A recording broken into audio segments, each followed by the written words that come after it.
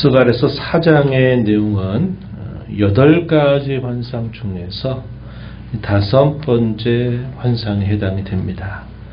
이 5번째 환상을 통해서 당시의 정치적인 지도자였던 스룹바벨에 힘을 북돋아 주셔서 마침내 이 성전을 완공하실 것을 이 환상을 통해서 말씀해 주고 계십니다. 이 스가랴 선지자가 부름받았던 때와 거의 비슷하게 학개라고 하는 선지자, 우리가 알죠? 이 학개 선지자도 부름을 받게 됩니다. 학개 선지서의 메시지가 어떤 내용이냐 할 때, 너희가 판벽한 집에 거하면서 여호와의 집을 그대로 두느냐 하는 것으로 당시의 이스라엘 백성들이 이 성전을 건축하기를 시작했다가 대적자들의 반대에 의해서 멈춰선 지 상당히 오랜 시간이 흘렀을 때 하나님이 이 스가랴 선지자로 세우시고 또 학개 선지자를 세워서 이 여호와의 성전을 빨리 다시 재건하는 일을 시작하도록 북돋아 주는 때와 거의 비슷한 시기입니다. 이 학개 선지자가 시기적으로는 약 2달 정도 먼저 이 스가랴 선지자보다 일찍 부름을 받아서 바로 그때 이 성전 재건을 다시 시작하게 하는데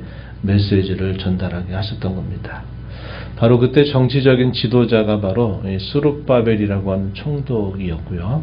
당시에 대제사장으로서 있었던 인물이 우리가 어제 살펴봤었던 4번째 환상에서 등장하는 여호수아라고 하는 대제사장이 있었습니다. 그래서 이들을 향한 메시지를 통해서 그들이 무엇을 해야 되는지, 또 하나님께서 그런 당시의 상황 속에 하나님의 뜻이 무엇인가를 그걸 통해서 밝혀주고 가까이 있게 될 미래뿐만 아니라 먼 미래에 있게 될 하나님의 사역에 대해서 이 환상들을 통해서 보여주고 계신 겁니다. 그래서 여호수아라고 하는 대제사장의 직분을 하나님이 회복시켜 주신 것에 대한 이 환상은 우리가 어제 읽었던 4번째 환상에서, 오늘 읽어가는 이 5번째 환상에서는 순금 등잔대라고 하는 것을 보여주면서 당시의 정치적인 지도자였던 스룹바벨을 통해서 이 성전을 완공하실 것을 보여주고 계시다 하는 겁니다. 먼저 우리가 읽은 본문 1절부터 3절에 이런 내용에서는 순금 등잔대가 나타납니다. 이 순금 등잔대는 우리가 아는 것처럼 여호와의 성전 안에서 지성소에 위치하고 있었던 것입니다.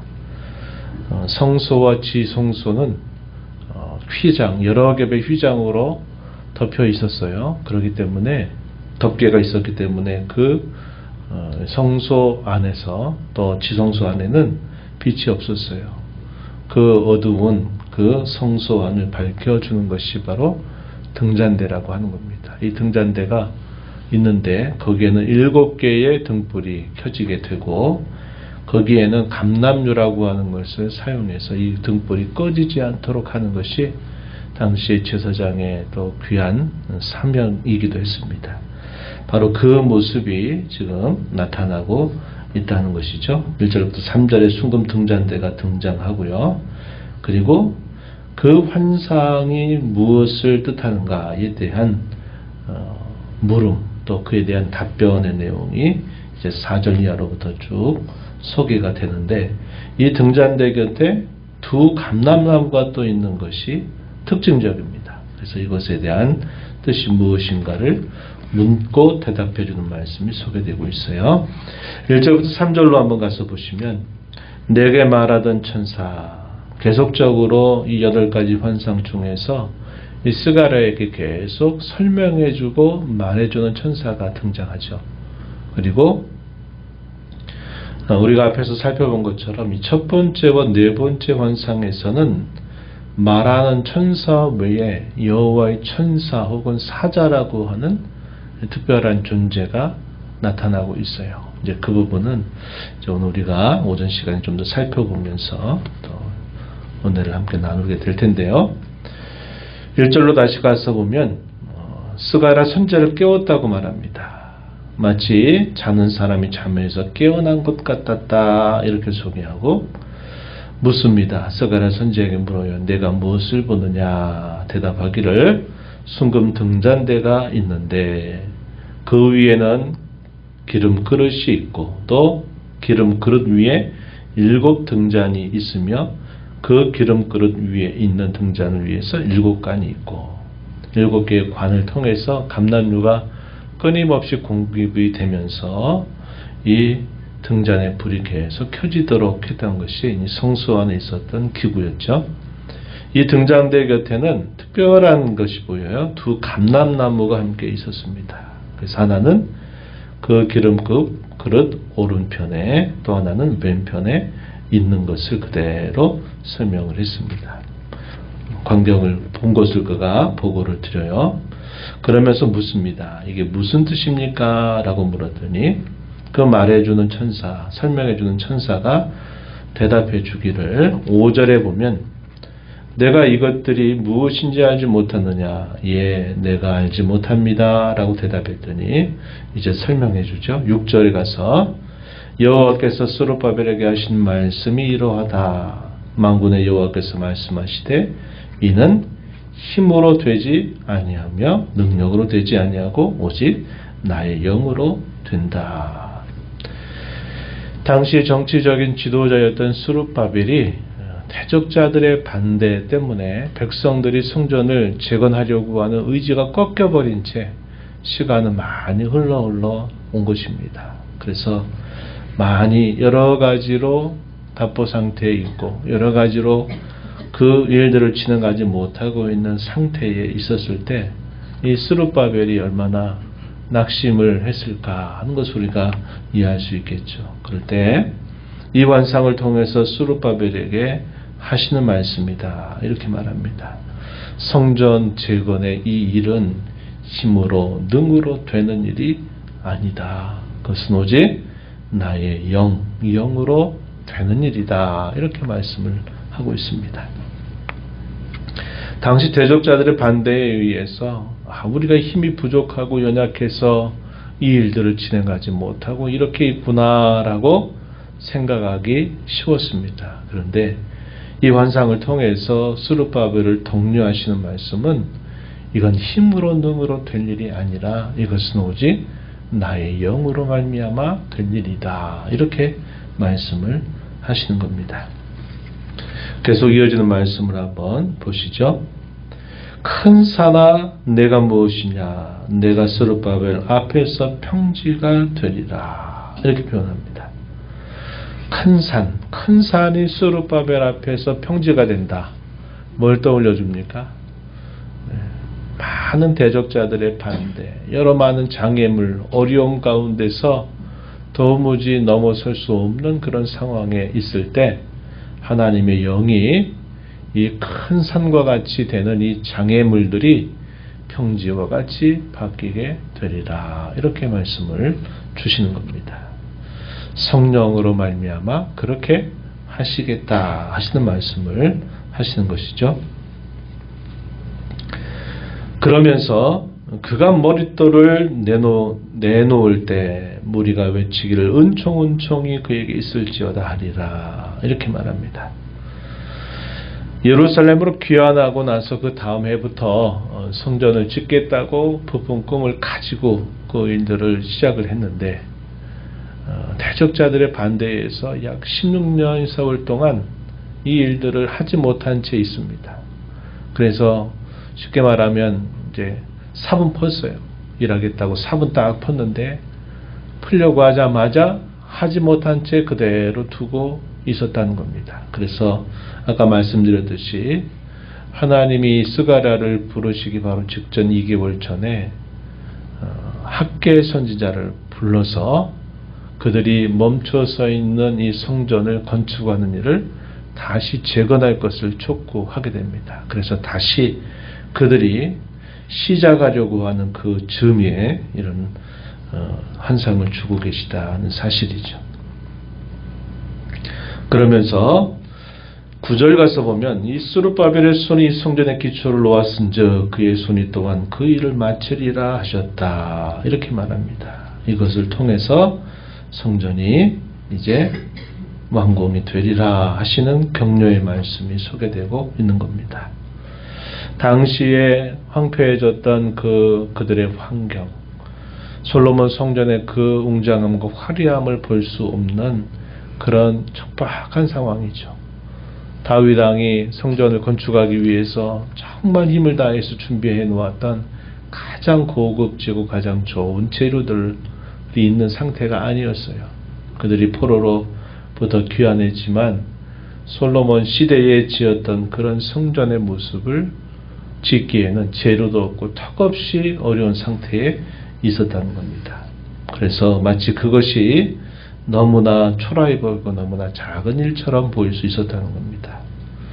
10절 말씀에 이렇게 말해요. 작은 일의 날이라고 멸시하는 자가 누구냐. 사람들이 스룹바벨의 손에 다림줄이 있음을 보고 기뻐하리라. 이렇게 표현했습니다. 작고 초라해 보이는 것, 비록 솔로몬 성전이 건축될 때의 그러한 모습처럼 잘 준비되고 또 가장 좋은 여건 속에서 이 일들이 진행되는 것이 아니라 그래서 이것을 멸시하지 말라라는 겁니다.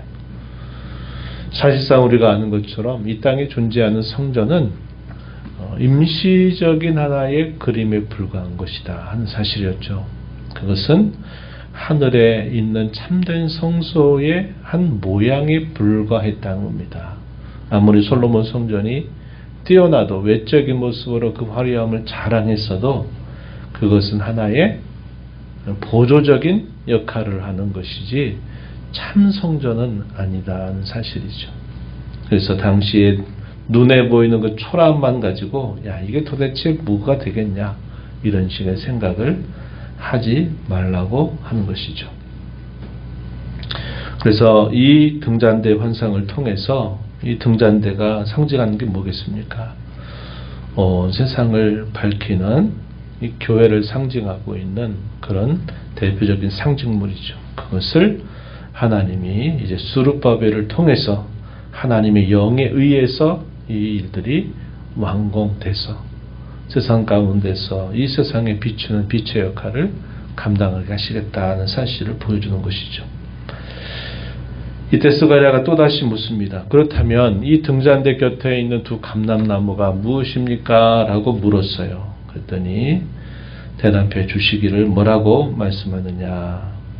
14절 마지막 절에 보면 이는 기름 부음 받은 자 둘이다. 온 세상의 주, 온 세상 만물의 주인 되신 하나님 앞에 서 있는 자니라. 이렇게 말합니다. 이 감람나무로부터 이 등잔불을 켤 수 있는 감람유가 공급되고 있는 거죠. 그래서 이것이 꺼지지 않는 모습인데 이 두 감람나무가 기름 부음 받은 자 둘이다. 하나는 누굴까요? 당시에 대제사장이었던 여호수아, 또 하나는 정치적인 지도자 총독이었던 스룹바벨을 당시에 상징하고 있는 표현이다 한 겁니다. 그래서 대제사장과 또 왕적인 역할을 감당했던 이 스룹바벨이 이 두 감람나무와 같다. 이렇게 대답을 하시는 겁니다. 이러한 직분들, 이런 대제사장의 직분이나 이런 왕적인 직분을 감당했던 것들은 결국 이 땅에 기름 부음을 받은 자로 오실 메시아, 예수님께서 감당하실 세 가지의 직분, 이런 것들을 우리에게 보여주고 있다 한 것입니다.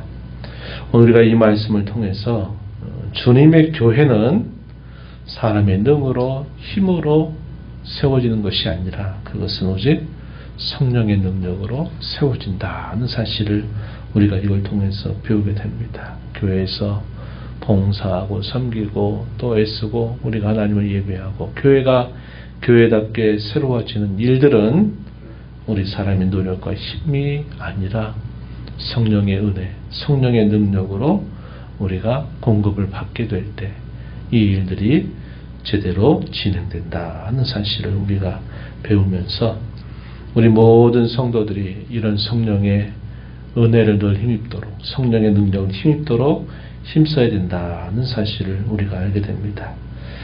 교회에 힘을 공급하면서 교회 주인 되시는 참 감람나무, 그 우간이 바로 우리 주님 예수 그리스도이시다 한 겁니다. 이 예수님으로부터 역시 연합되고 그 예수님을 통해서 공급을 받는 일들을 통해서 교회가 된 저와 여러분은 이 세상을 비추는 영광스러운 사명을 수행할 수 있다 하는 것을 또 우리가 이걸 통해서 배우게 됩니다.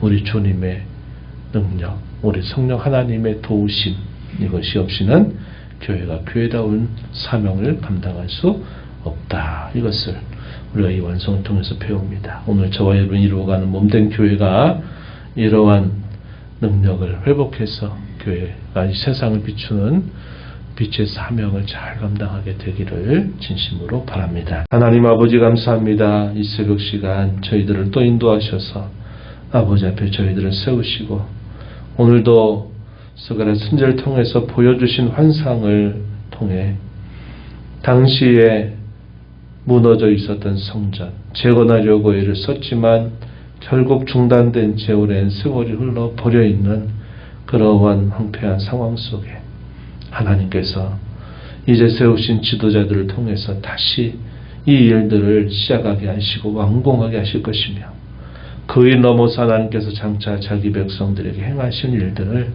이 환상을 통해서 보여주셨습니다.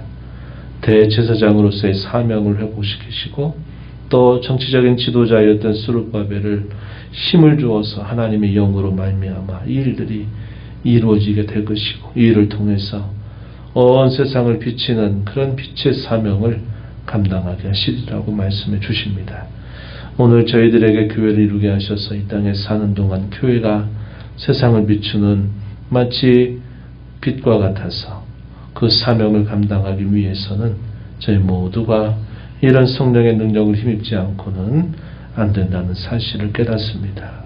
주의 교회를 이루고 섬겨 봉사하며 교회가 교회답게 세워지기 위해서 성령 하나님의 능력을 늘 의지하고 힘을 공급받아서 잘 감당하는 저희들 되게 하여 주옵소서.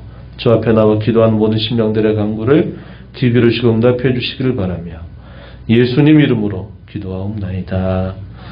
아멘.